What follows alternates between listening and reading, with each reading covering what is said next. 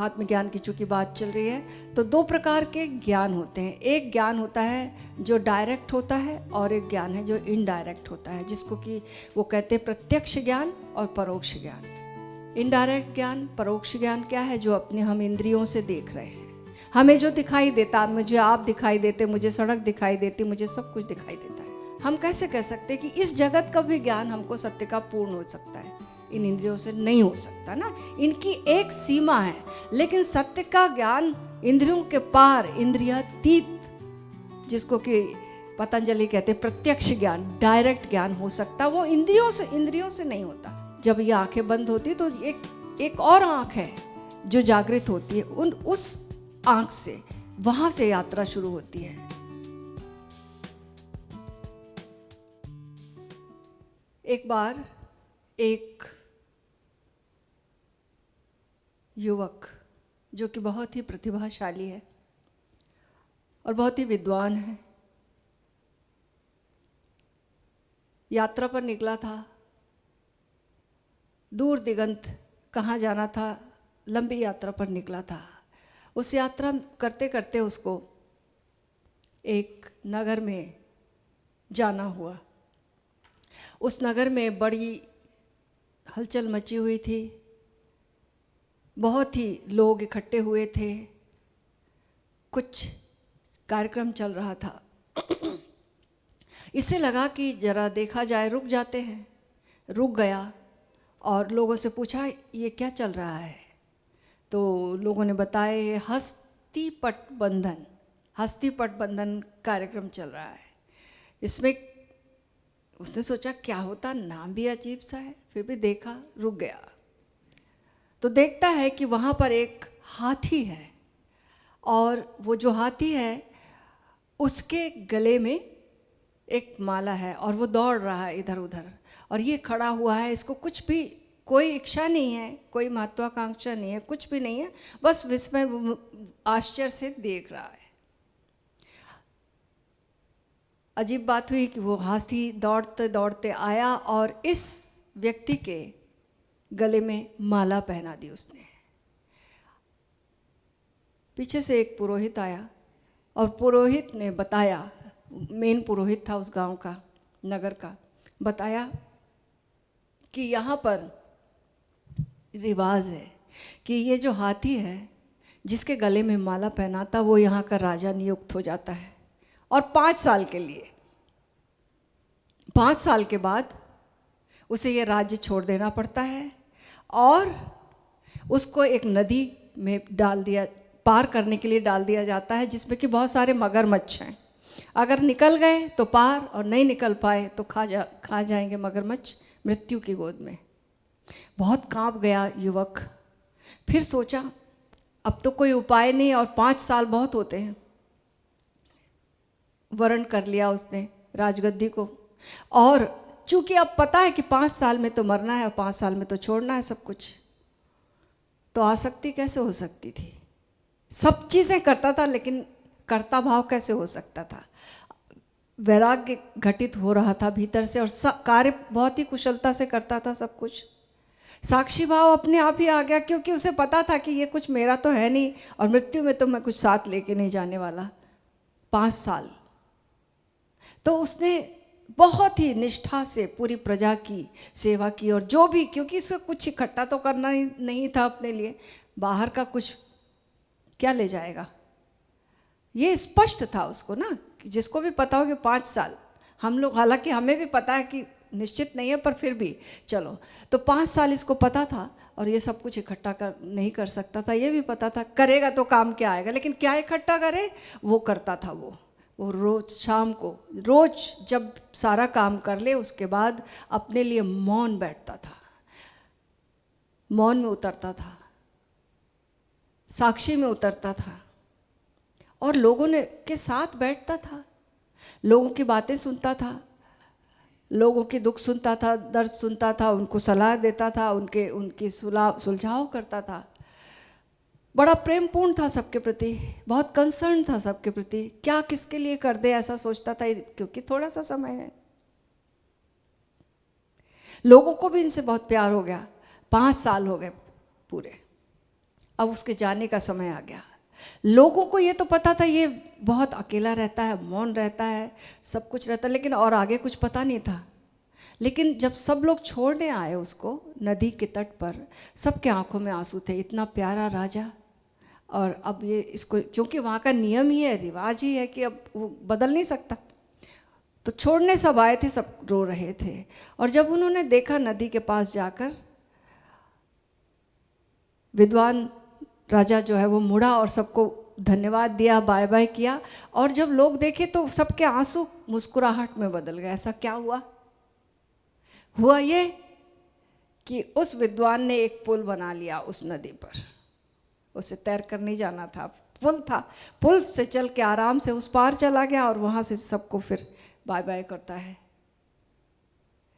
तो हम भी याद कर ले, हमें भी तो, हमने कहा ये शरीर का नगर मांगा था, मिल गया। हमें भी उसका 5 साल था, हमें नहीं पता, लेकिन मृत्यु तो फिर भी निश्चित है। तो क्या हमने पुल बनाया कोई? ये प्रश्न उठना चाहिए। लेकिन वो बाहर का पुल काम नहीं आएगा, वो तो एक प्रतीक है, लेकिन एक पुल है जिसको बनाकर हम मृत्यु के पार जा सकते हैं। वो पुल है आत्मज्ञान का पुल, वो पुल है ध्यान का पुल। वो पुल बनता है अपनी सांसों के निरीक्षण से। सांस एक ऐसी माला है, एक ऐसा पुल है जिसके इस पार एक नगर है जो कि दिखाई देता है, जगत है, शरीर है, और उस पार जो कि हमें नहीं दिखाई देता, आत्मा। 2 छोर हैं। तो इस पुल को हमें स्ट्रॉन्ग करना है, बनाना है। तो ये पुल जो दिखाई नहीं देता, इसके बारे में पतंजलि कहते हैं 2 प्रकार के ज्ञान होते हैं। आत्मज्ञान की चूंकि बात चल रही है, तो 2 प्रकार के ज्ञान होते हैं। एक ज्ञान होता है जो डायरेक्ट होता है, और एक ज्ञान है जो इनडायरेक्ट होता है, जिसको कि वो कहते हैं प्रत्यक्ष ज्ञान और परोक्ष ज्ञान। इनडायरेक्ट ज्ञान, परोक्ष ज्ञान क्या है? जो अपने हम इंद्रियों से देख रहे हैं, हमें जो दिखाई देता, मुझे आप दिखाई देते, मुझे सड़क दिखाई देती, मुझे सब कुछ दिखाई देता है, आपको भी सब कुछ दिखाई, ये इंद्रियों के माध्यम से। लेकिन मेरा देखना पूरा देखना नहीं हो सकता है। इन इंद्रियों से तो एक खाका ही बनेगा, एक सीमा तक ही हम देख पाएंगे। फॉर एग्जाम्पल, हम जितने कलर्स देखते हैं, हमारे में भी कोई ऐसे लोग होते हैं जिनको कि रेड कलर नहीं दिखता, किसी को ग्रीन नहीं दिखता, वो ब्लाइंड होते हैं उनके प्रति, उनको तो नहीं दिखाई दे रहा, लेकिन औरों को दिखाई दे रहा है। शेर होता है, शेर को खाली ब्लैक एंड वाइट ही दिखाई देता है, तो इसलिए ज़ेब्रा जो है वो बचने के लिए वो झाड़ियों में खड़ा हो जाता। अब शेर को चूंकि और कलर उसका ब्राउन तो नहीं दिखाई दे रहा, ब्लैक एंड वाइट दिखाई दे रहा, उससे समझ में नहीं आता कि ज़ेब्रा खड़ा हुआ, और कलर्स उसको नहीं दिखते।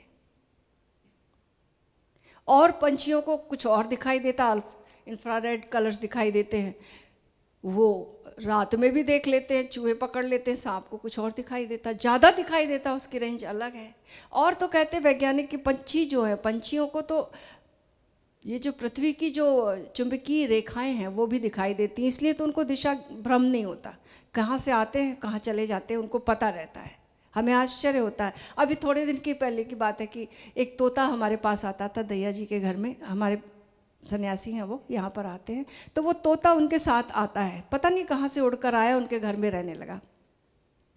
अब वो हमारे साथ आता था, यहाँ मिलने के लिए हमसे मिलता था, उसके बाद चला जाता था। लेकिन एक दिन क्या हुआ, उसे कुछ पसंद नहीं आया, लोगों की बातचीत हल्ला, उड़ के चला गया। वो बहुत परेशान हुई कि क्यों, कहाँ उड़ गया, अब कहाँ जाएगा। लेकिन वो घर पहुँचती उससे पहले वो घर पहुँचा हुआ था। कौन सी दिशा उसने देखी? कार के अंदर आया हुआ था, कुछ भी नहीं देखा उसने, फिर भी कुछ देखा, तभी तो पहुंच गया। और वो उड़कर हमसे मिलने भी आ जाता है। अचानक हम छत पर बैठे हैं और वो तोता उड़कर एक दिन आ गया और अपनी बातें करने लगा, आँख खोलकर देखा, रहे तुम कहाँ से आ गए? तो वो मनमौजी तोता कैसे आ सकता है, किसने सिखाया उसको? उसको कुछ और दिखाई देता है। तो पक्षियों को तो बहुत अलग कुछ दिखाई देता है। बहुत सारे पक्षी हैं जिनको कि ऐसी आवाज़ें सुनाई देती है, ऐसे हर्ट्स सुनाई देते जो नीचे के हैं, जो हम नहीं सुन सकते, वो सुनते हैं। भूकंप के पहले ही वो छोड़ देते गाँव को, वो चिड़िया चली जाती है छोड़कर, हमें नहीं सुनाई देती। घोड़ों को बहुत दूर की और ऊंची हर्ट्ज सुनाई देती है, वो हमें नहीं सुनाई देती। हमें एक खास रेंज ही सुनाई देती है, बाकी नहीं सुनाई देता कुछ, लेकिन औरों को और कुछ सुनाई देता है। तो हम कैसे कह लें कि इस जगत में हम सत्य को देख रहे हैं इन इंद्रियों से? क्योंकि बहुत कुछ हम नहीं देख रहे हैं, बहुत कुछ हम जो नहीं सुन रहे हैं, बहुत कुछ है जो हम अनुभव नहीं कर रहे हैं। बहुत कुछ लोगों को वाइब्रेशन, कई स्पेसिस को कितना अनुभव हो जाता, हमें नहीं होता। तो हमारे पास, हम कैसे कह सकते हैं कि इस जगत का भी ज्ञान हमको सत्य का पूर्ण हो सकता है? इन इंद्रियों से नहीं हो सकता ना, इनकी एक सीमा है। लेकिन सत्य का ज्ञान इंद्रियों के पार, इंद्रियातीत, जिसको कि पतंजलि कहते हैं प्रत्यक्ष ज्ञान, डायरेक्ट ज्ञान हो सकता, वो इंद्रियों से नहीं होता, इन आँखों से नहीं होता। लेकिन ये आँखें जब बंद होती हैं और इन आँखों, ये जब भीतर पलटती हैं, जिसको कि सुंदरदास कहते हैं अखियाँ उलट कर ताही चितई है, आँखों को पलट कर फिर उसको देखो। जब ये आँखें बंद होती तो एक और आँख है जो जागृत होती है, उस आँख से, वहाँ से यात्रा शुरू होती है। ये दो कान बाहर से बंद होते हैं तो कुछ और सुनाई देता है बिना कानों के, कानों से नहीं। कुछ लोग कहते हैं हमारा तो दायां कान खराब, हमको कैसे सुनाई देगा, हमारा तो ये खराब, हमको, अरे वो कान से सुन ही नहीं रहे भाई, कान से नहीं सुनाई दे, कान से बाहर की दुनिया की आवाज़ें सुन रहे हैं। लेकिन जो भीतर सूक्ष्म अनुभव है नाद का, वो कान से नहीं हो रहा है, वो डायरेक्ट हो रहा है, इंद्रियों के माध्यम से नहीं हो रहा है। बिना इंद्रियों के माध्यम से सीधे चेतना ग्रास्प कर रही है, ज्ञान जान रही है। तो उस जो जान रही है, सपोज हम बैठे हैं यहाँ पर, यहाँ बिल्कुल अंधेरा हो जाए, एकदम टोटली ब्लैक, तो क्या हम तो किसी को देख नहीं पा रहे, अपने आप को भी तो नहीं देख पाएंगे, तो क्या हमको हमारा पता नहीं चलेगा? चलेगा। तो किसको पता चल रहा है फिर? वो ये आंखों से तो हम नहीं देख रहे, तो कौन देख रहा है, कौन महसूस कर रहा है? हमारे पास कुछ पॉकेट में होगा तो हम खा भी लेंगे, हम वो अंदाज भी रहेगा, सब कुछ अपने, सब कुछ यानी अपना पता है। तो किसको पता है? ये आंखें नहीं देख रही, कुछ भी नहीं सुनाई दिखाई दे रहा, फिर भी पता है।